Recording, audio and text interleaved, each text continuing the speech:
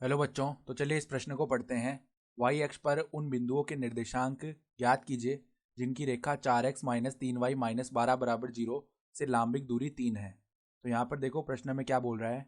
हमें y अक्ष पर स्थित उन बिंदुओं के निर्देशांक ज्ञात करने हैं जिनकी इस रेखा से जो लांबिक दूरी है वह 3 है। तो प्रश्न में आगे बढ़ने से पहले इस प्रश्न से संबंधित जो मुख्य अवधारणा है उसकी हम चर्चा कर लेते हैं। तो देखो मुख्य अवधारणा, बिंदु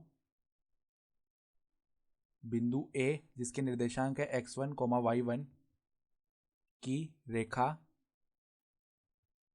ax plus by plus c बराबर 0 से लांबिक दूरी क्या होती है?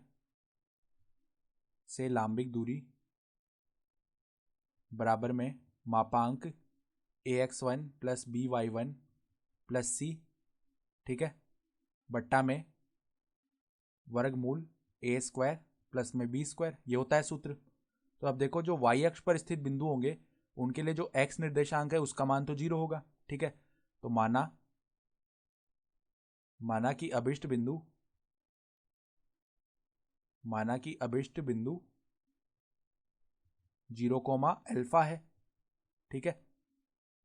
तो ये y अक्ष पर स्थित है इसलिए इसका x जो निर्देशांक है वो 0 हो गया और अल्फा का मान अब हम ज्ञात करेंगे।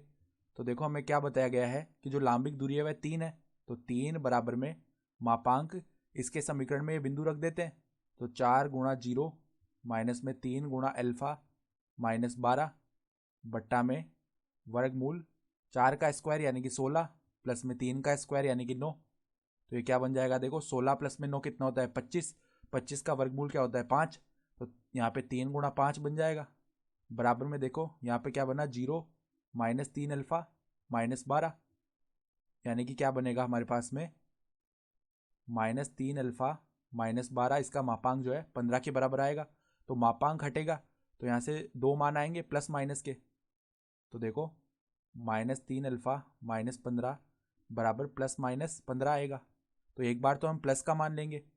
तो देखो यानी कि अल्फा के दो मान बनने वाले हैं। एक बार यदि हम प्लस का मान लें तो -3 अल्फा माइनस 15 बराबर में प्लस का 15 लेते हैं।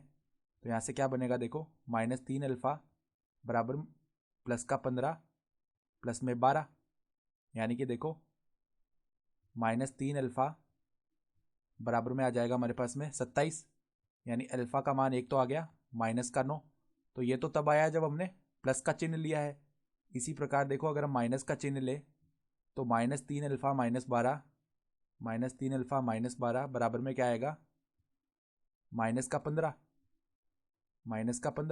तो -3 अल्फा क्या आ जाएगा -15 प्लस में 12 जिसका मान होता है -3 के बराबर। यानी अल्फा का मान क्या आ गया -3 बट्टा में -3 यानी कि 1। तो हमारे पास में देखो अल्फा का मान क्या आ गया, इधर से 1 आ गया। अतः जो अभिष्ट बिंदु क्या होंगे, अभिष्ट बिंदु 0 कोमा -9 तथा 0,1 हैं, ठीक है। तो हमारे उत्तर भी क्या आ जाएंगे 0, -9 तथा 0,1, यही क्या हो जाएंगे हमारे उत्तर भी हो जाएंगे। तो आशा करता हूं कि आपको ये प्रश्न समझ में आया होगा। धन्यवाद।